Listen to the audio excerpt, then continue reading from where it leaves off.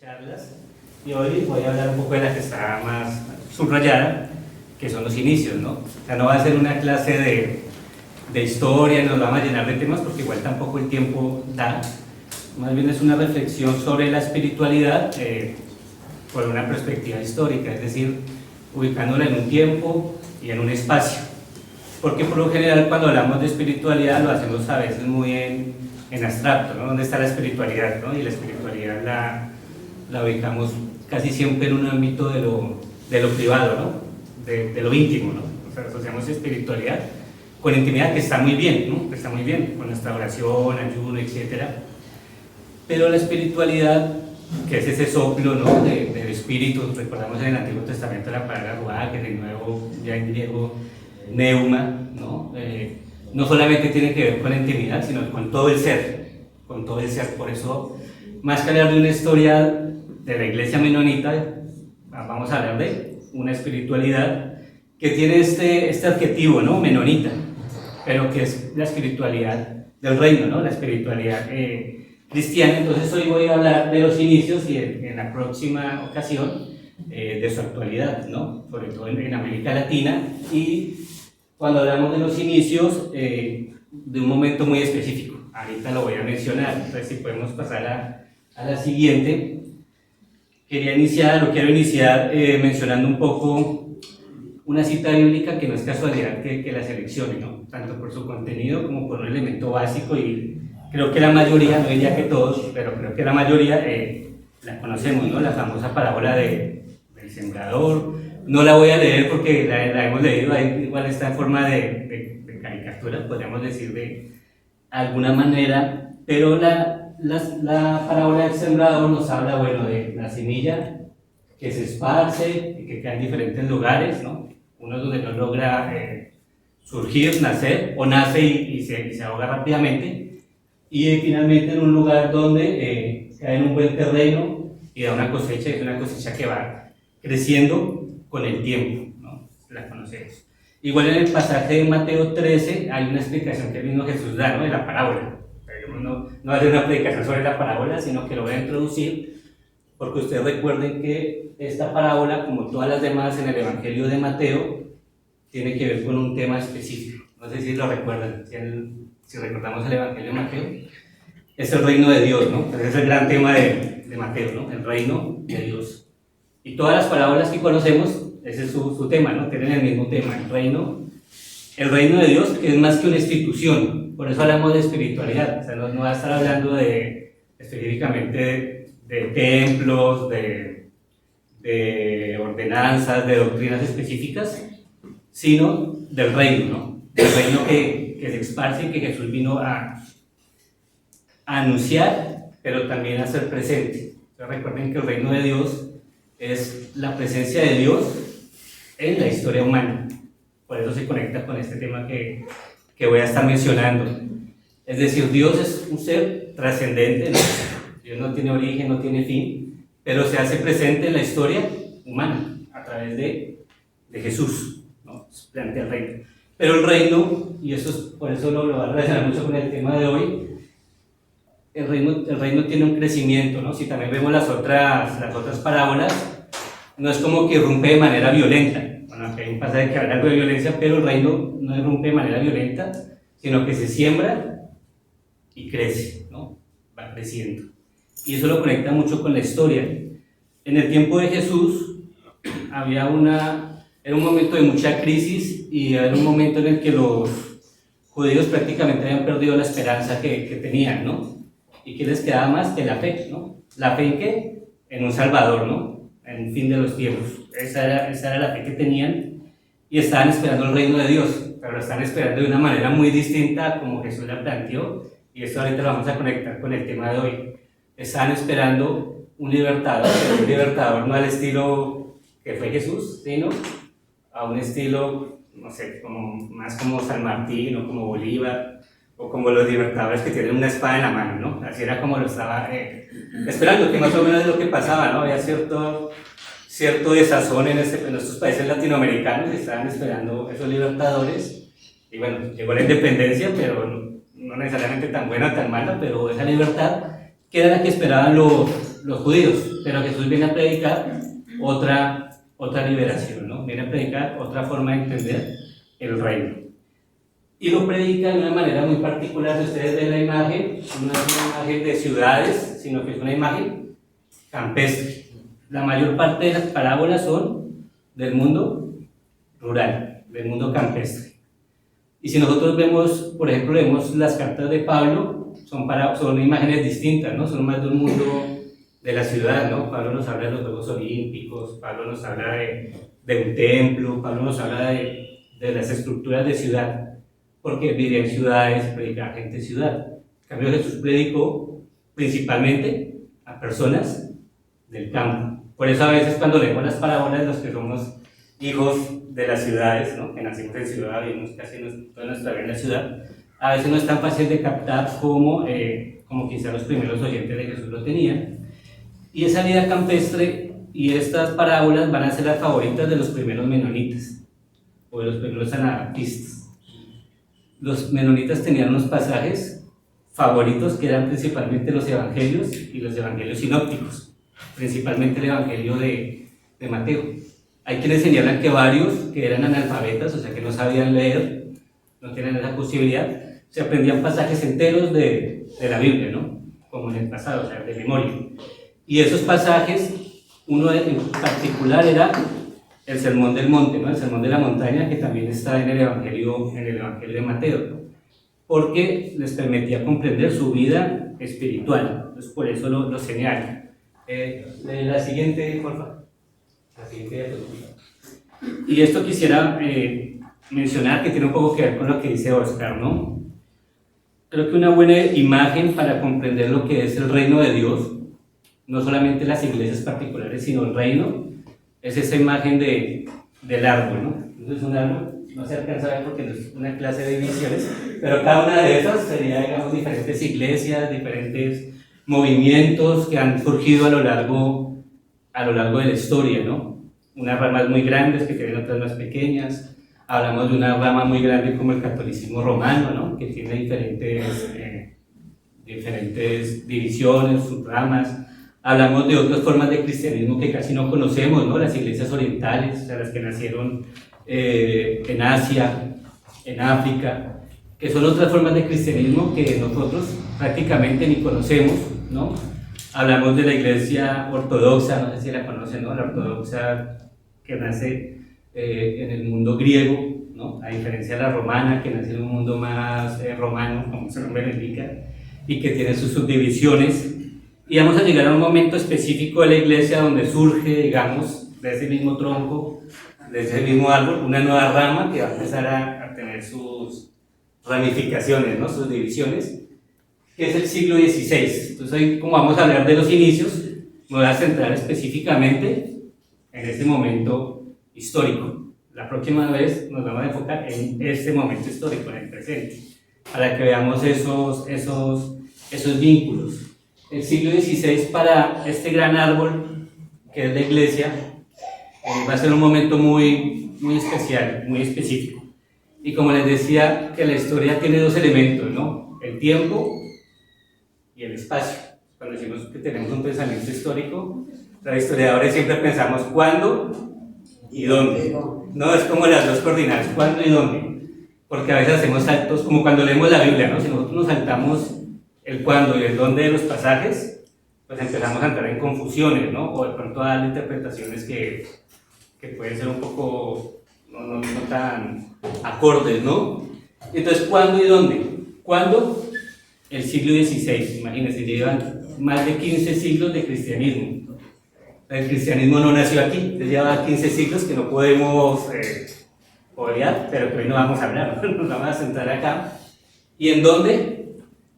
En Europa, un espacio que no es el nuestro, pero que en mayor o menor medida hemos siempre tenido relación en América Latina, porque justo en ese momento pasaba otra cosa que conectó a Europa con América, en la época de la conquista, ¿no? O de las llamadas conquistas, ¿no? Por parte de los españoles, de los portugueses, también del imperio inglés y del imperio francés y también de holandeses, ¿no? Que también hubo varias colonias y un proceso de colonización holandesa en América. Entonces, por un lado estaba pasando esa conquista, que algunos llaman también una conquista espiritual, ¿no?, en nuestro continente, pero que no fue propiamente la fe, o es parte de este árbol, pero no propiamente el que comprendemos nosotros, sino la conquista sobre todo católica, ¿no? Pero no cualquier conquista católica, sino el catolicismo español, que tenía unas características. Pero al otro lado, digamos, del Atlántico, estamos aquí en Europa, que es donde nos vamos a centrar. Y no toda Europa, ¿no?, sino más parte de la parte central, ahí dice Imperio Germano, y la parte occidental, ¿no?, central y occidental de Europa, que fue donde se desarrolló esta historia. Y aquí hay dos imágenes, seguramente una la conocemos mucho, bueno, no, supongo, estoy suponiendo, pero es más conocida, que es la del monje Agustino Martín Lutero. Martín Lutero en la escuela, por lo menos en algún momento, lo vimos, ¿no? Decimos Martín Lutero, padre de la reforma. Y aquí ya hay un primer elemento que no es una reforma, fueron varias. Y ahorita vamos a mencionar por qué. Porque este árbol siempre se ha ido ramificando, ¿no? Entonces Martín Lutero. Pero el otro, menos conocido, inclusive en las mismas iglesias menonitas, es Menno Simons, ¿no? De ahí el nombre menonita, ¿no? ¿De dónde viene? De una persona, ¿no? Del nombre de una persona, como si habláramos de la iglesia luterana de Lutero. Pero como pasó con el luteranismo, también pasó con las iglesias menonitas, no fue que ellos mismos se pusieran ese nombre. Y también pasó con el mismo cristianismo en sus orígenes, no es que los cristianos empezaran a llamarse y nos llamamos cristianos. ¿Quiénes los llamaron cristianos? Los de afuera, ¿no? Entonces decimos en Antioquía, ¿no?, en el Nuevo Testamento, los comenzaron a llamar cristianos. Y por lo general los que ponen esos nombres no son los amigos, sino los enemigos, ¿no?, como el mote así de burla. Entonces, a la gente que asociaron con Menno Simons les decían menistas, hasta que terminó cambiando el término de decir menonita. Pero ¿cómo se llamaban ellos a sí mismos? Cristianos, ¿no? No estaban pensando en fundar otra iglesia, fundar otra cosa distinta, en romper con la fe, sino que eran cristianos. Sino que para designarlos los llamaron menonitas, pero también pasa mucho que cuando empiezan a hacer un apodo a veces, ya después nosotros mismos nos lo apropiamos y lo resignificamos, ¿no?, y le damos un valor. Entonces ya no nos causa rabia, sino que nos identificamos. Entonces eso también pasó con estas comunidades en ese periodo. Y ese periodo tiene elementos muy parecidos a la época de Cristo y quizás también a hoy. Y es que era un momento de mucha crisis. ¿Por qué salen las reformas? Porque uno quiere cambiar algo, porque no está funcionando, ¿no? Y puede que no esté funcionando, no porque tengamos algo mal, sino porque la sociedad cambió y de pronto no está respondiendo a la sociedad, ¿no? No está respondiendo a lo que se necesita. Y este periodo es un momento de transición entre una sociedad que solemos llamar la Edad Media, ¿no?, medieval, que era una sociedad muy... no completamente estática, pero sí era una sociedad más o menos donde la vida del hijo era muy parecida a la del padre, a la del abuelo, a la del bisabuelo. No había grandes cambios, ¿no? Uno heredaba, aprendía unas costumbres, aprendía una forma de vivir, el hijo heredaba esa forma, los nietos, y más o menos todos los entendíamos porque todos tenían como la misma vida, que en ese campo, en ese momento era labrar la tierra, ¿no?, trabajar la tierra, servirle a un señor, ¿no?, porque eran grandes señores, y ese señor te daba unos beneficios, el hijo aprendía el oficio, el nieto, pero en ese momento hay como una revolución, más o menos como la que nos dio el internet, por ejemplo, ¿no? Es una revolución distinta, pero que va cambiando todo. Y cuando cambia todo, cambian las certidumbres que tenemos, ¿no? Cambia también la seguridad, ¿no? Entonces era un momento en esta Europa que les digo aquí central, occidental, de un cambio tan vertiginoso, pero un cambio muy brusco para las personas, ¿no? Para todas las personas, para las de clases altas como para las de las clases bajas. Era un cambio en las formas de pensar, un cambio en la economía. Este cambio que les estoy diciendo es entre labrar la tierra, hacer una sociedad más mercantil y finalmente capitalista. Y era muy diferente la vida cuando nuestro sustento venía de la tierra a cuando ya viene el dinero, ¿no? Entonces aquí está todo ese cambio. Y muchas personas no atravesaron muy bien ese cambio ¿Por qué? Porque sus condiciones de vida se fueron haciendo cada vez más duras. O sea, más trabajo, pero menos remuneración. Y eso es lo que vivían grandes masas de campesinos en ese periodo. Por eso es que ese periodo fue muy propicio para la reforma. Sin embargo, también hay que romper con el mito que antes de Lutero no había cambios o no había reformas. Sí las había. Existen otros que después podemos hablar, ¿no? Otros movimientos de cambio. Por ejemplo, hace poco estuve con los valdenses, ¿no? El movimiento de Pedro Baldo, 2 siglos antes, ya era un movimiento de renovación. Y otros movimientos que buscaban restituir una espiritualidad, ¿no? Que era la espiritualidad del Nuevo Testamento. Sin embargo, esos movimientos no tuvieron, digamos, la suerte de tener el impacto que tuvo en este periodo la Reforma. ¿Y por qué? Uno, por la represión, ¿no? Ese cambio era aplastado, ¿no? O eran aplastados. Y dos, porque no había manera de propagar ese cambio de una manera tan amplia como en ese periodo, que un cambio, yo les hablaba del internet, pero antes han existido otros cambios tecnológicos muy importantes. En este caso, uno que cambió la historia fue la imprenta, ¿no? La imprenta. Entonces, antes las Biblias y la demás literatura, todo era manualizada. Entonces, imagínense cuánto costaba tener una Biblia. Era casi imposible, ¿no? Hoy la tenemos, hoy ni siquiera hay que tener el papel, ¿no? Y tenemos todas las versiones en el iPad o en la, ¿cierto? En esa época no podían tener ni una por varias razones, porque no sabían ni leerla, no podían leer, no existía la escuela como hoy para todo el mundo. Dos, porque era muy costoso. Y tres, porque no se podía distribuir, entonces era para muy pocos. Y los que la tenían, muchos no la leían, porque la tenían era como cuando uno tiene las fichas, no sé, de los que les gusta ser coleccionistas, ¿no? Para tenerla en el estante y mostrar que uno, así las tenían para coleccionar. Pero la imprenta permitió que, por ejemplo, Lutero tradujera el Nuevo Testamento al alemán de esa época y lo pudiera empezar a distribuir, y así rápidamente. También en España. España era uno de los países más católicos, sigue siendo, pero quizás el más católico de todos los países en ese momento, junto con Francia. Y hubo mucha persecución a los reformadores. Entonces, muchos de estos reformadores les tocó huir hacia los Países Bajos o hacia otros lugares. Y, por ejemplo, uno de ellos fue Casiodoro de Reina, ¿no? Casiodoro de Reina tuvo que salir y en el exilio tradujo la Biblia al castellano, ¿no? La primera Biblia al castellano completa, que ya había porciones, fue la de Casiodoro de Reina, ¿no? Que después, unos cuantos años después, Cipriano de Valera la comenta y sale la famosa Reina Valera, ¿no? Entonces, para poner ese ejemplo, eso permitió que las ideas de renovación circularan por muchos lugares, y eso va a ser muy, muy importante para las reformas. Y aquí no me voy a quedar mucho en esta parte, pero hablamos por lo menos de 3 tipos de reformas en esa época. Una, la del magisterio o magisterial. Magisterio viene de maestros, ¿no? De enseñanza. La reforma que, por ejemplo, promovió Martín Lutero, Juan Calvino, Enrico Zwinglio, que son como los reformadores que más tenemos en la mente, fue una reforma de profesores y de intelectuales, por decirlo de alguna manera. Por eso decimos reforma magisterial. Lutero, ustedes no sé si han visto las películas, Lutero era teólogo y profesor universitario, igualmente Calvino, igualmente Zwinglio. Entonces fue una reforma para intelectuales que estaban también teniendo sus necesidades de cambio, de transformación.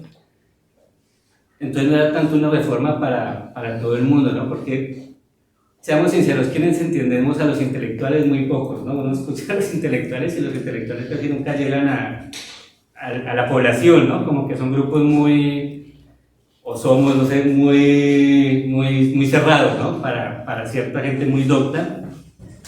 Y eso pasó un poco con esta reforma. Esta era una reforma que nació en un mundo intelectual y que fue apoyado por unos príncipes, por unos duques. Recuerden que en esa época todavía no había los países como hoy, sino que estaba dividido todavía de una manera feudal. Esas personas vieron, que eran políticos, vieron en estas nuevas ideas una posibilidad de romper con la Iglesia Católica. ¿Y por qué querían romper con la Iglesia? No solamente por la espiritualidad, ¿no? Sino porque querían mayor autonomía. Recuerden que en ese momento el reinado más grande era el de la Iglesia. Estaba el Papa, y el Papa casi que era un rey sobre los reyes. ¿no? Entonces estos príncipes querían mayor autonomía, ¿para qué? Pues para hacer su economía, ¿no? Para, digamos, dirigir sus territorios. Entonces encontraron ahí una buena... Su propio negocio. Su propio negocio, bueno, encontraron ahí una buena oportunidad y nacieron las iglesias nacionales. Entonces, este principio, no, yo estoy cansado de que la Iglesia Católica, el Vaticano, esté interfiriendo, entonces vamos a asumir el luteranismo. Entonces nació una iglesia nacional luterana, una iglesia nacional, después anglicana, ¿no? En Inglaterra, unos años después, iglesias nacionales, que hasta el día de hoy existen. Ha sido la coronación de Carlos, ¿no? Del rey Carlos. Ahí está la iglesia de Inglaterra que le corona, ¿no? Están esas iglesias nacionales, que, como les digo, están asociadas a los príncipes, a los reyes, en otras palabras, al poder. No quiere decir que esa reforma haya quedado vacía o que no haya tenido su impacto importante. Recordemos, por ejemplo, que nos habló de la sola escritura, la sola gracia, ¿no? La justificación por la fe. Cuando Martín Lutero lee la carta a los romanos y lee ese versículo que viene del Antiguo Testamento, el justo por la fe vivirá, ¿no? Encuentra una gran liberación. Entonces aquí es una cosa importante, dice algo que la cristiandad a veces, o a veces no siempre, de alguna manera se relaciona con el poder, pero no es que se fusione con el poder, ¿no? Hay el elemento espiritual, pero también el elemento social, político, económico. ¿Cuál era la idea de Lutero? Que es muy importante, y de los demás reformadores, bueno, esa en latín, ¿no? La idea era reformar. Pero ¿qué reformar? Reformar no es romper, ¿no? Reformar es diferente, la reforma es diferente a la revolución, ¿no? Cuando hablamos de una revolución, ¿qué es? Romper con todo lo que hay en el pasado, ¿no? La revolución mexicana, la revolución rusa. Pero Lutero no quería romper. ¿Qué quería Lutero y este grupo de personas? Transformar, renovar, ¿no? Reformar. No romper, sino mejorar. ¿Y mejorar qué era? Volver de pronto a unos cimientos que se habían perdido, también responder a las problemáticas de esa época que ya les hablé. Había también un grupo de reformas católicas, porque también hay que romper que el catolicismo siempre ha sido igual, será igual, fue igual y nunca cambiará. El catolicismo es muy grande y también se ha ido cambiando, transformando. La diferencia del catolicismo a las iglesias reformadas es que el catolicismo, la palabra católico, ¿qué significa? Universal. Entonces el catolicismo no pensaba en una iglesia nacional, sino en la iglesia universal, ¿no? La iglesia de todos. Entonces esa es una gran diferencia. Por eso es que los príncipes tenían ese choque, o algunos, con la Iglesia Católica, porque al querer ser universal, pues querían tener una autoridad mayor que todos los demás. Y también tierras. La Iglesia Católica era la poseedora, la que tenía más tierras en toda Europa en ese momento. ¿Y qué significa tierra? Poder, economía, etc. Pero también hay que ver que la iglesia, esa iglesia que se hizo universal también es muy plural, ¿no? O heterogéneo. O sea, había un grupo de católicos que querían cambiarlo, desde antes de Lutero, ya venían cambiando.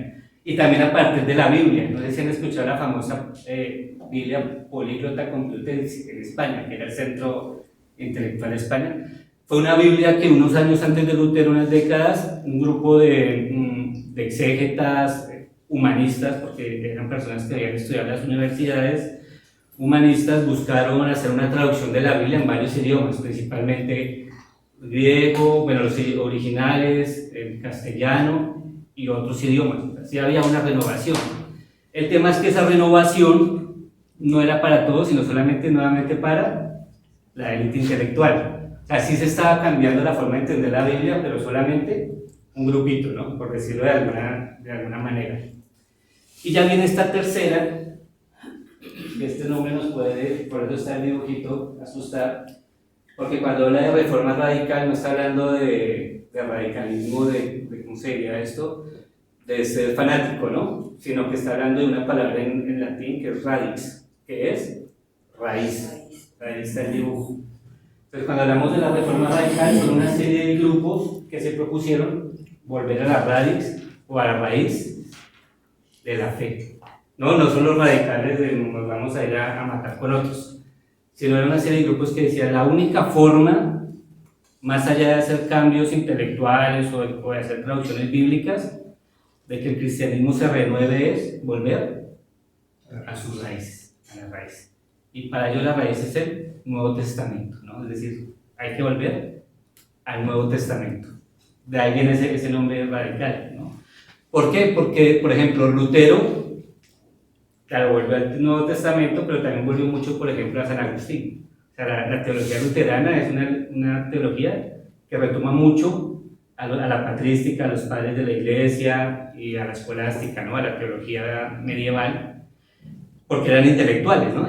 Pero ellos decían eso de la reforma radical más allá, sin decir que sea malo leer a los teólogos, ¿no? Queremos volver al Nuevo Testamento, ¿no? Queremos volver a la raíz, queremos volver a una fe más sencilla, centrada en la Biblia. Entonces era lo que estaban diciendo. Y principalmente en el Nuevo Testamento, aunque también aceptaban el Antiguo, ¿no? No el canon completo. ¿Y eso qué los llevaba a pensar? Uno, que la vida cristiana debe ser libre y voluntaria. Es decir, volver a las raíces es volver que Jesús hacía la invitación a las personas, no obligó a ninguno a seguirlo, o por lo menos yo no lo he encontrado en el Nuevo Testamento, ¿no? Era una invitación libre, donde finalmente cada persona tomaba su decisión de seguir o no a Jesús. Y porque esto ahorita nos parece como muy sencillo, ¿no? Porque ahorita uno puede decir, yo me voy a la iglesia cualquiera, ¿no? Si no me gustó esta, pues me voy a otra, o veo enlace, o me voy a cualquier cosa que pueda yo en una predicación. En esta época no era tan libre. Entonces, mire, iglesias territoriales y nacionales. Si una persona no tenía la fe en una iglesia nacional, no tenía la fe que le decían esta fe es, perdía los privilegios como ciudadano. O sea, básicamente perdía las oportunidades educativas, perdía la seguridad. Eso en el mundo protestante, ¿no? Porque esta reforma magisterial es lo que llamamos básicamente el protestantismo. En la iglesia católica todavía más duro, porque el fantasma más fuerte era la excomunión. Sabemos que es excomunión, ¿no? Que la iglesia determina, te expulsamos, básicamente. Salir de la comunión, ¿no? Para nosotros que nos expulsaran de una iglesia, pues dolería, pero podemos seguir yendo a trabajar, podemos seguir yendo a la escuela.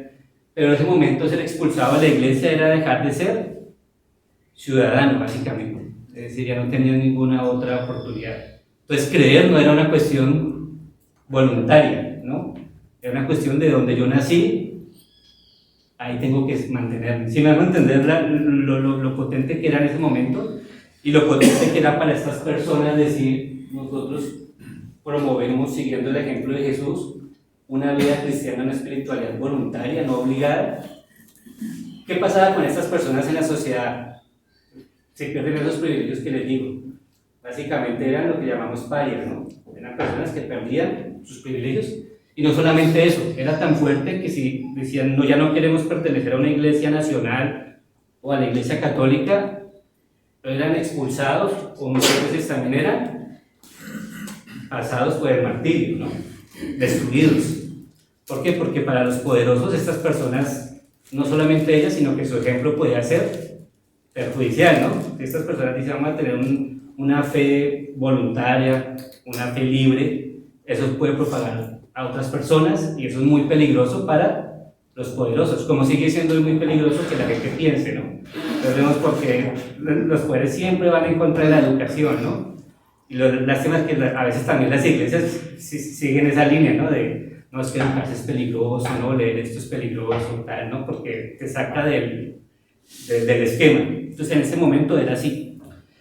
Como eran iglesias libres, bueno, esta palabra aquí la utilizamos, se suele utilizar muy feo, pero el significado de secta no es la secta loca que va a matarse, ¿no? Secta es simplemente un pequeño grupo, ¿no? Una división.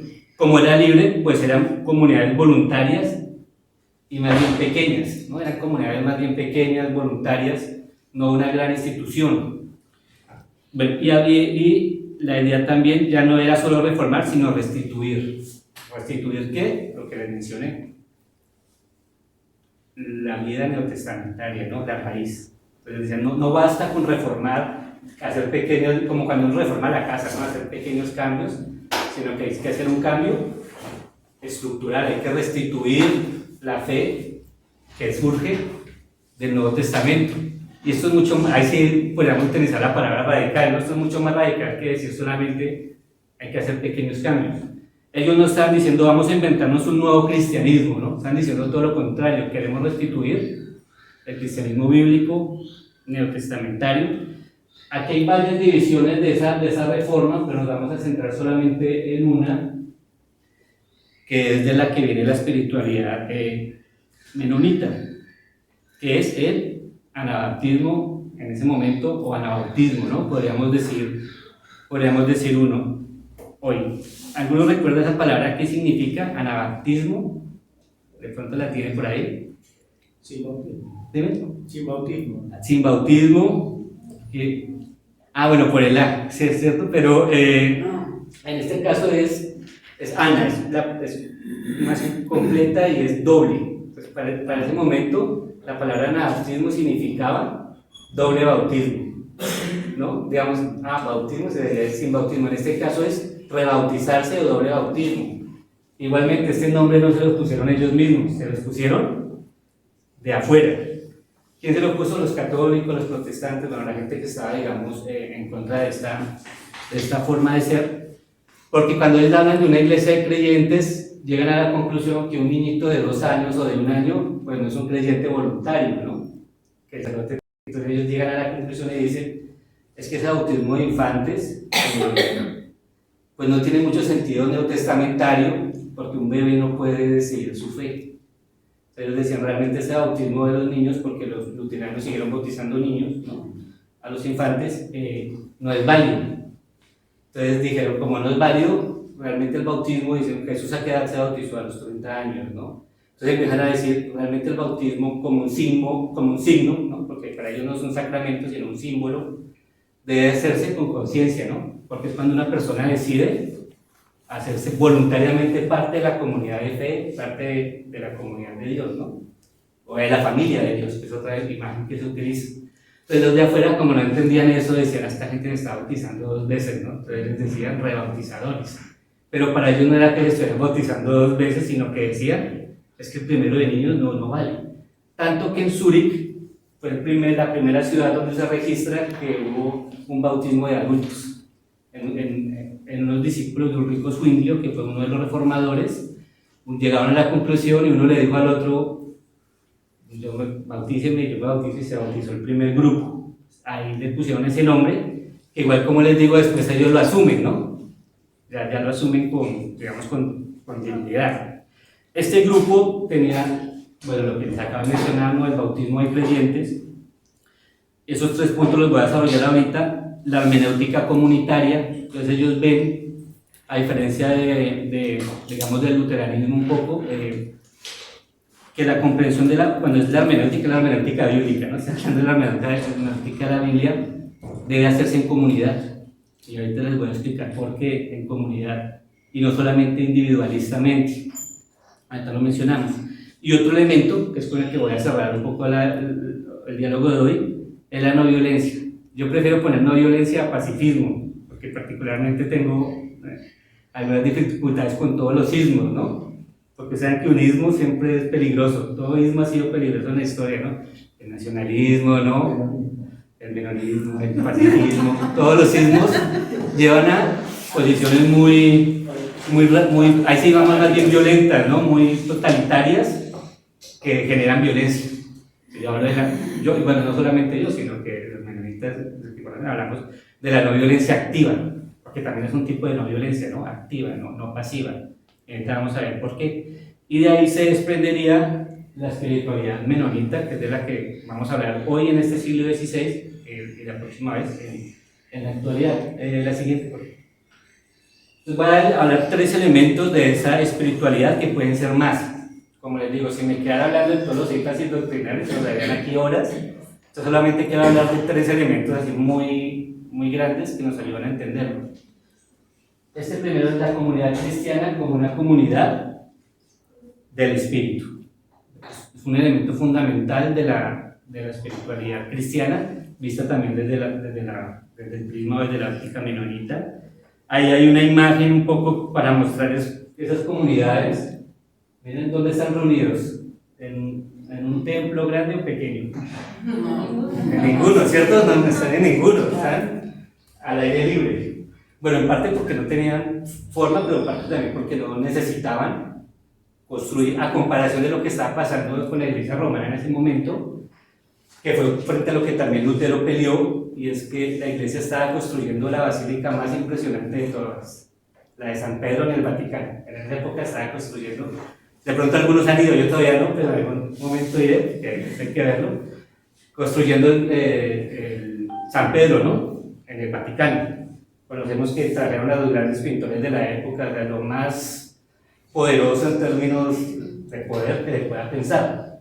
Y eso llevó, por ejemplo, a la Iglesia Católica a pedir las famosas, ahora se me está yendo el nombre, si lo recuerdo se los digo técnicamente, pero lo que hacían era pedir dinero por el alma de los seres queridos.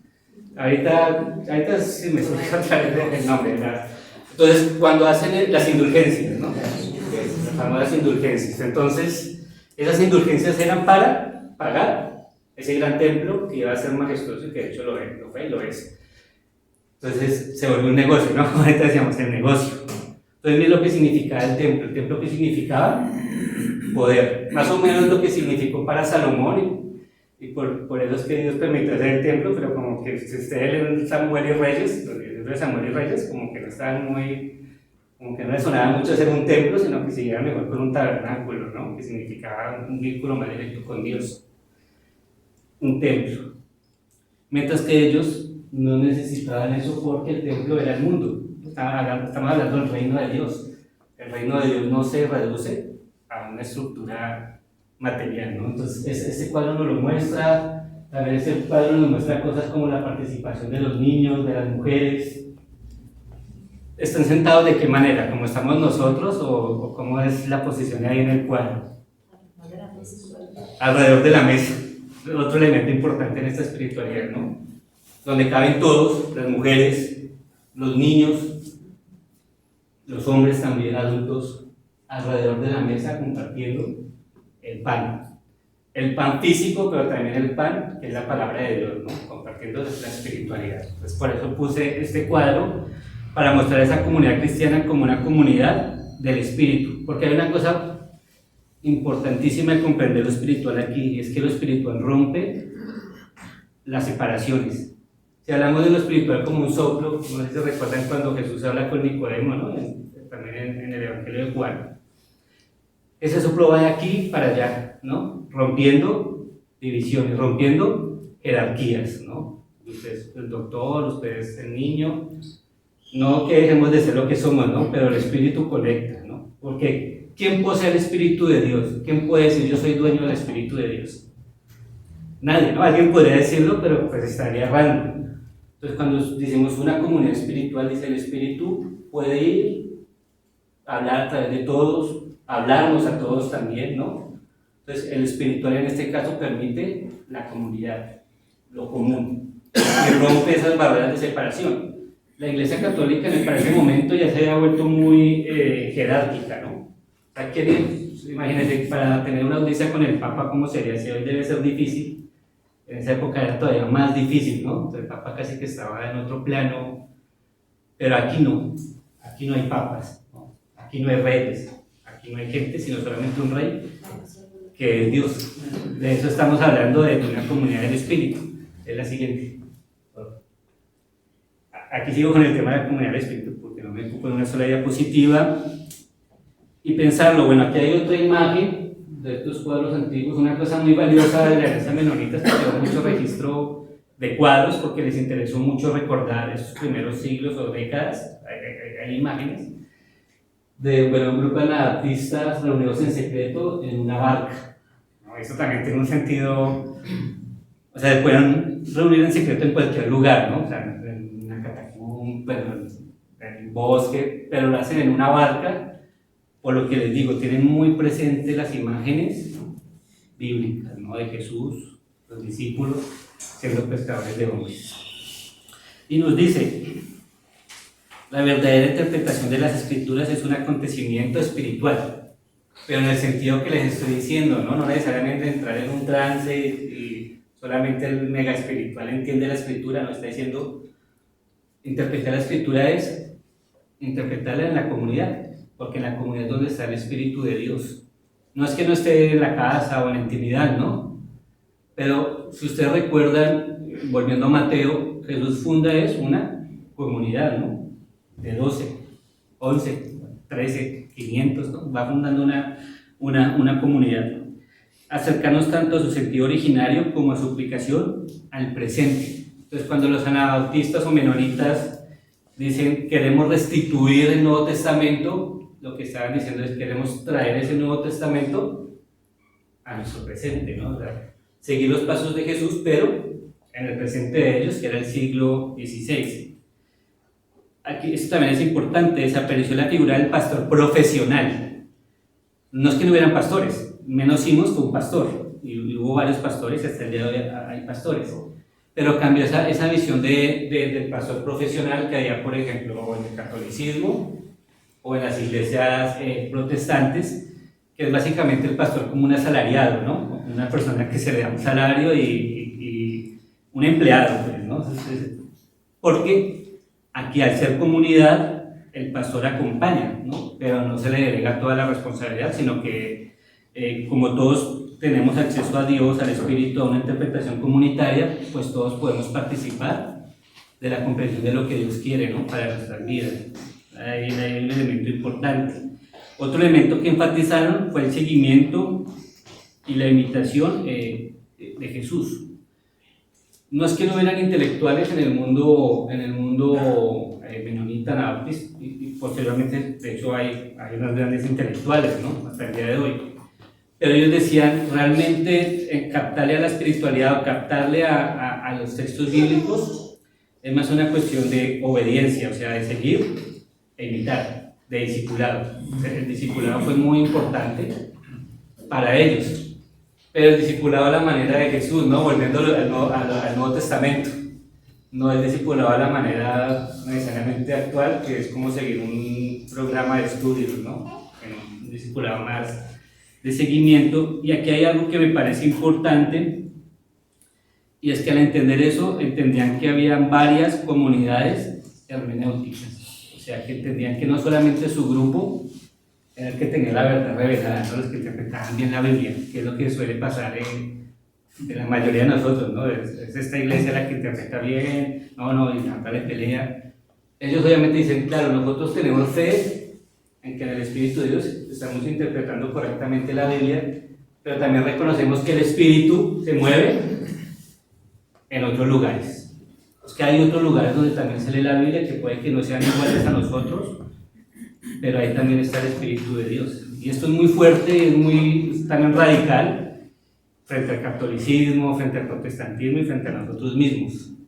El entender que como el Espíritu se mueve también en otros lugares, está la palabra, ¿no? Entonces, tenían ese sentido.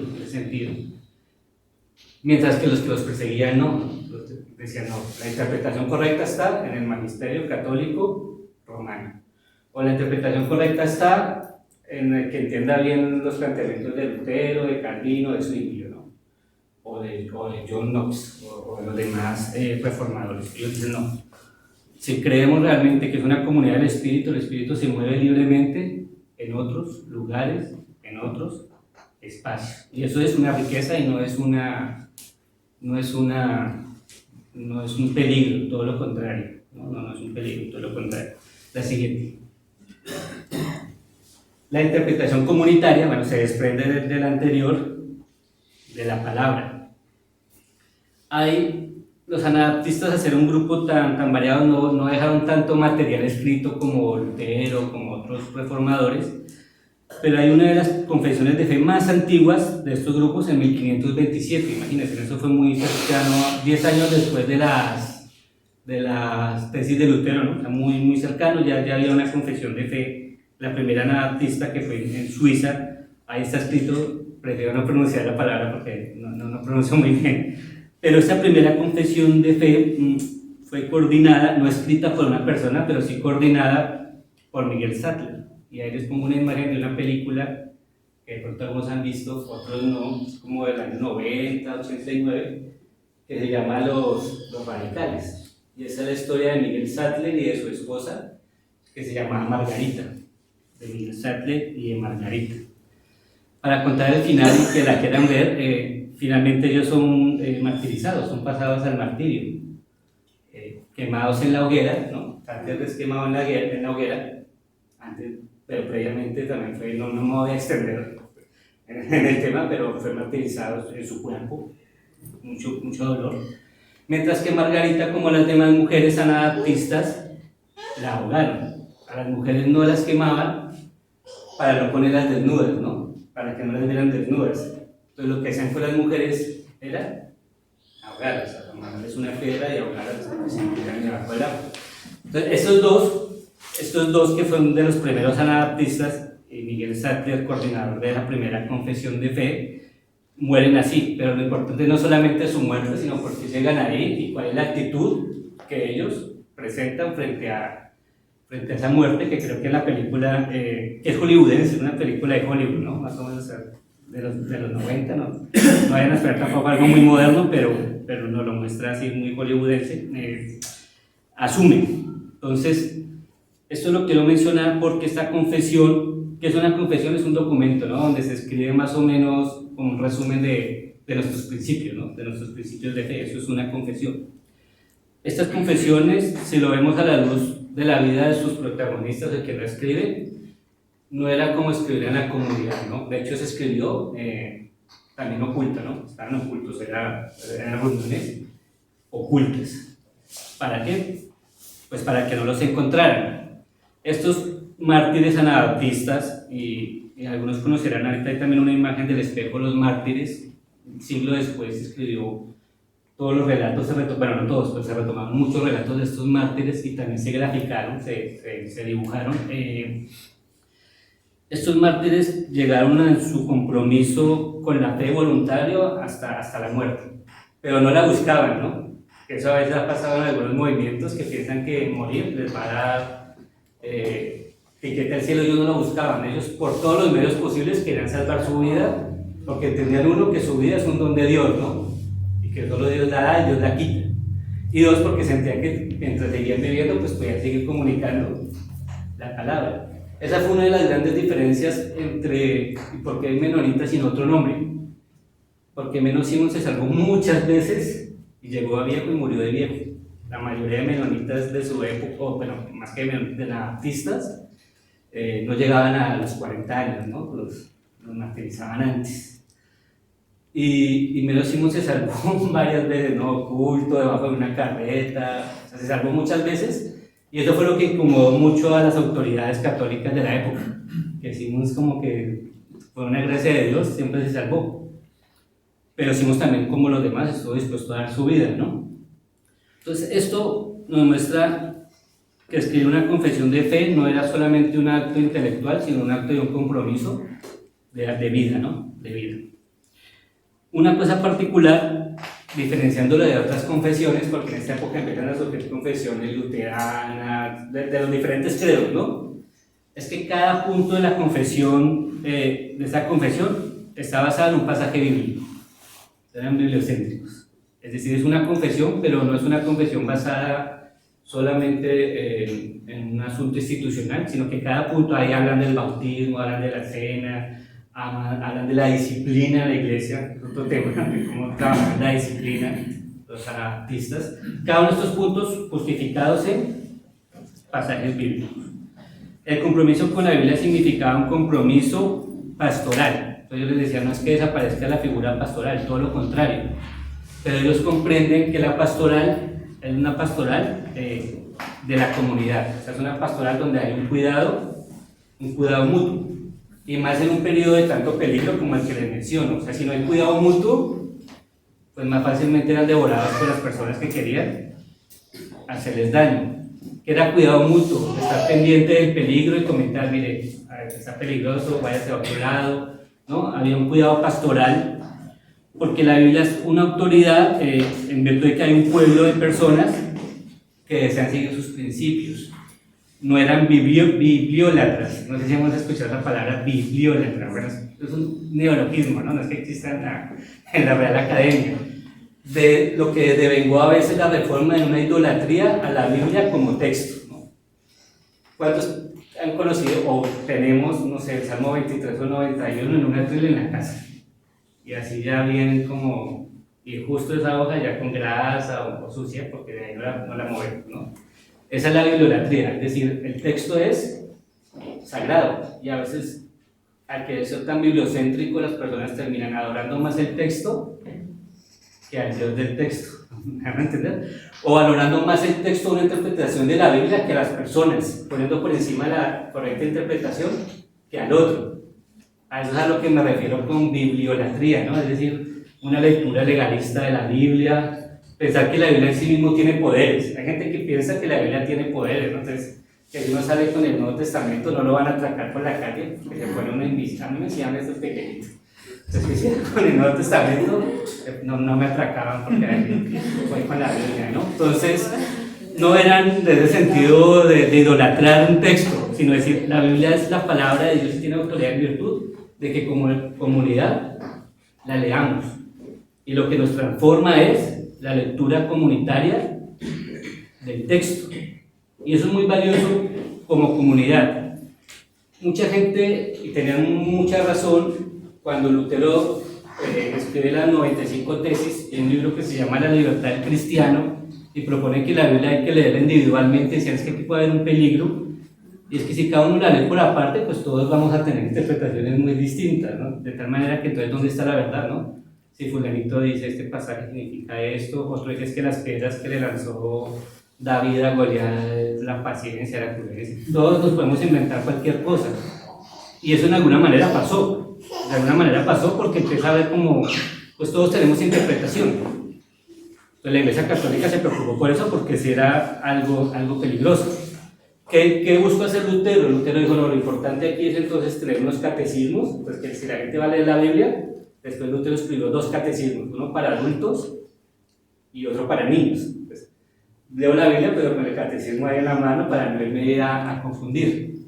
Mientras que los anabaptistas dijeron, es que el lugar para comprender el texto bíblico es la comunidad, ¿no? Nosotros podemos leer en la casa, etc.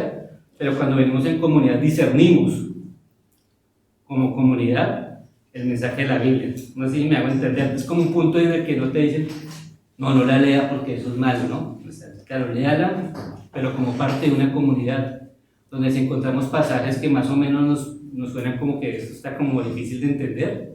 En la comunidad venimos y desde esa lectura espiritual, no academicista, espiritual.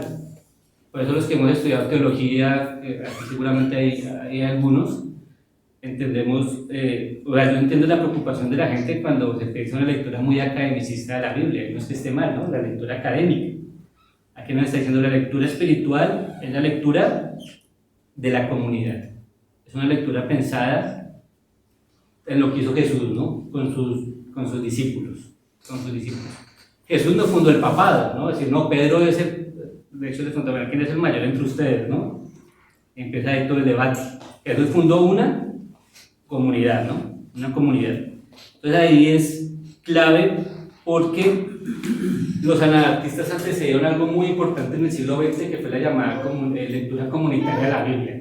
Eso es a veces pensamos que la lectura comunitaria es del siglo XX y ya en esa época ellos la realizaban. Y hay otro sentido importante que es el sentido práctico. Ellos no decían, bueno, ¿qué quiere decir? Bueno, simplificándolo, no es solamente qué quiere decir, sino para qué. ¿Para qué tengo que hacer, ¿no? Con esa lectura? Hoy diríamos una lectura no pragmática, sino práctica, ¿no? Pragmática sería otra cosa. Práctica, es decir, la clave hermenéutica es no solamente qué quiere decir, sino qué implica, qué tengo que hacer, hacia dónde nos orienta. Porque la teología terminó siendo muy especulativa, ¿no? Estos pasajes dicen esto, hacemos análisis y más análisis, pero finalmente hacia donde nos orientamos en nuestra vida ética, ellos lo tenían muy hacia allá, ¿no? Atender las situaciones y problemas concretos que atraviesa la comunidad. O sea, que es ¿qué tengo que hacer? Pero no individualista solamente, ¿no? No qué tengo que hacer yo, sino como parte de una comunidad de una comunidad a la cual pertenezco de manera voluntaria. La siguiente, por favor. Y aquí, bueno, ahí hay unas, no las voy a leer, pero hay algunos textos de algunos anabaptistas, una espiritualidad desde y para la paz. Es con eso que voy a empezar ya a cerrar y a ver en la próxima las implicaciones más concretas en la actualidad. No todos los anabaptistas al principio fueron no violentos. Hubo un movimiento que se ha estudiado mucho, revolucionario en sus filas. Revolucionario, pero tanto que en la lectura marxista aparecen en los textos de Marx, aparecen en los textos del marxismo y de los partidos socialistas y comunistas. Ese movimiento comprendió que volver a los principios del Nuevo Testamento era hacer una guerra santa, por decirlo de alguna manera, y que esa misma fe les daba, como dice por ejemplo, la primera parte que pueden ir leyendo ahí, les daba el llamado y la legitimidad a alzar las armas y a traer el reino de Dios a través de la violencia. Tanto que una ciudad alemana llamada Münster organizaron su propia revuelta y se tomaron la ciudad y formaron casi que su propio reino teocrático, ¿no? Diciendo que el rey es Dios. Y era gente que había sido despreciada por la sociedad. O sea, razones no les faltaban, claro, no les faltaban.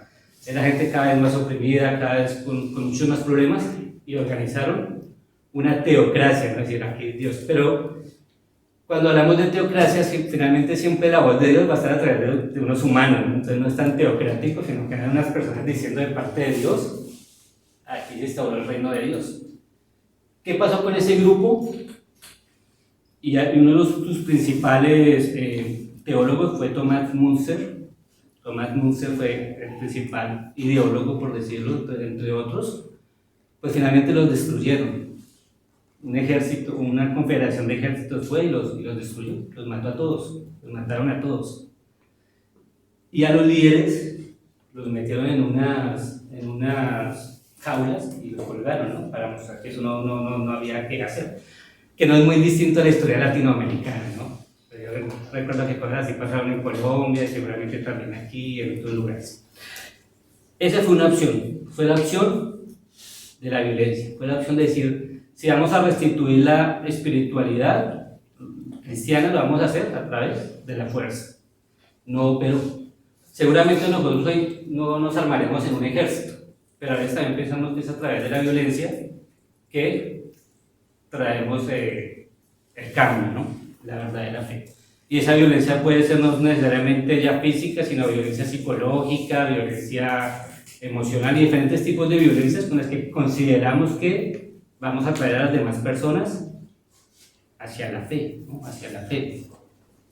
Sin embargo, la línea de la que estamos hablando, menonita, pero no inició con menosinos, por eso colocó otro anabautista anterior, Conrado Grebel, unas décadas antes, ya estaba diciendo: el evangelio y sus adherentes no deben ser protegidos por la espada y tampoco deben protegerse a sí mismos.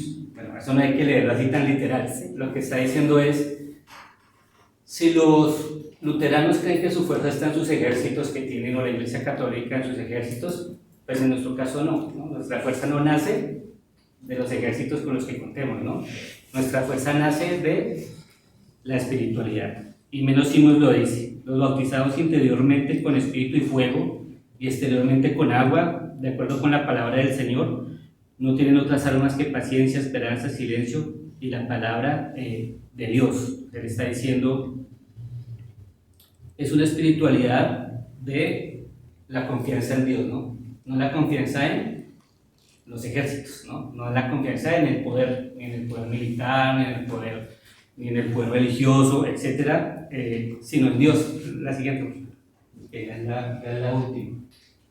Esta espiritualidad nace entonces de un compromiso con la raíz, y la raíz es Cristo mismo, ¿no? Claro, yo digo, Cristo no fue un pacifista porque encontramos por lo menos 1 o 2 pasajes en el Nuevo Testamento donde se muestra que no es un ismo, ¿no? Cuando va al templo de Jerusalén, Se muestra muy enérgico, ¿no? Los que hemos leído o visto en las películas, muy enérgico. O cuando es de confrontar a una persona, también hay confrontaciones muy enérgicas, muy fuertes. Pero finalmente sí murió en una cruz, ¿no? Y no cumplió la expectativa que tenían con él, por ejemplo, el celote, ¿no? Recuerden que había un celote, y no solamente el celote era el guerrillero del grupo, pero también había otros que estaban esperando. Bueno, cuando le preguntaban, bueno, ¿qué señales esperamos? Le estaban preguntando era, ¿cuándo nos va a disparar las armas, no? Cuando ya está todo listo, estamos esperando la señal. Así es que hay que leerlo en el contexto histórico, ¿no? Para que usted nos diga, ya vamos aquí a sacar a los romanos, ¿no? A sacar a los romanos del imperio. Y pues se quedaron esperando eso porque Jesús les da otra señal que es la de Jonás, ¿no? Que es su muerte y su resurrección, ¿no? Que es distinto. Hacia eso es que está la no violencia activa, porque Jesús no fue pasivo, tanto que fue activo que llegó a la cruz. Entonces aquí está esa imagen de este texto que les digo que es muy, en internet se puede encontrar también, supongo que impreso, porque también lo he visto varias veces, que es el espejo de los mártires, y es muy clásica esta imagen, no sé si se alcance a ver, y es un anabautista que está siendo perseguido, ¿no? Y era una época como de invierno, entonces esa agua que es hielo, y el perseguidor pues se rompe el hielo, ¿no? Resbala. Entonces el anabaptista, en vez de hacer la que haríamos nosotros, pues, yo creo que la que yo haría es la de Sergio, ¿no? Bueno, pues se devuelve aquí, ahí está la imagen, ¿no? A socorrerlo, ¿no? A socorrerlo, sabiendo que es posible que pues, esa misma persona que socorra, bueno, vuelve y lo aprecie y ya sabemos cuál era el fin de los anabaptistas. Entonces estamos mostrando una espiritualidad de la no violencia o de la paz como un don divino, no como una obligación. Es más o menos como cuando hablamos del perdón. Hay veces y la reconciliación, ahí está abajo, que hay que repensarlo mucho. Por ejemplo, en mi país, en Colombia, parecería que fuera, quizás aquí no sé, una obligación de las víctimas perdonar. De las víctimas de la guerrilla, de la violencia o de la violencia familiar. Y las iglesias, ¿no? Usted tiene que perdonar, usted no ha perdonado, ¿no? Es como si se volviera una obligación. ¿Y eso qué hace? Revictimizar a las personas. Porque aparte de que te violentaron de las diferentes maneras posibles que uno lo puede violentar, física, emocionalmente, hasta sexualmente, encima de todo me tengo que sentir mal por no perdonar a otro, ¿no? Entonces no es una obligación, como tampoco hacer la paz no es una obligación de moralista, ¿no? Como Jesús señalando, haga la paz, perdone, reconcilia. Aquí está diciendo es un don de Dios, es algo que Dios nos regala para nuestra propia liberación, para nuestro propio vivir bien, para nuestra propia restauración. Como yo digo, si yo perdono al otro más que un efecto en el otro, o me reconcilio con alguien, y reconciliarse a veces no es volver a vivir, ¿no? Reconciliarse es estar bien, así vivamos bien lejos y no nos volvamos a ver. Pero más que un efecto en el otro, ¿en quién genera ese efecto? En mí, ¿no? Como persona, me libera. Y eso era lo que entendían o varios, no sé si todos, pero que entendían sobre la paz, sobre la reconciliación, sobre el perdón. Un regalo de Dios que les daba para liberarse en medio de un mundo muy opresivo, que estuvo la tentación de cambiarlo revolucionariamente y eso no lo cambió, ¿no? Antes fueron destruidos. Entonces, esa es esa espiritualidad que confía plenamente en la soberanía de Dios, ¿no? Esa espiritualidad de la paz, que dice la victoria jamás conduce a la paz. Yo no he visto la primera guerra que cuando termine haya verdadera paz, ¿no? Si ustedes ven la historia, se acabó la primera guerra mundial y los que perdieron, ¿qué les hicieron? Los humillaron hasta que estalló otra más fuerte.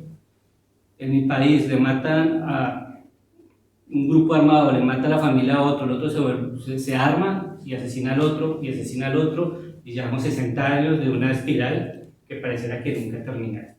Entonces, cuando dice que la paz es un don de Dios, es el regalo que nos da Dios de romper las espirales de la violencia. O para ponerlo en algo tan grande en las familias, porque la mayoría de personas son violentas con sus hijos. ¿De dónde les salió? Porque recibieron esa violencia. Y es normal, yo no podría juzgar a alguien por seguir las pautas que heredaron en su familia.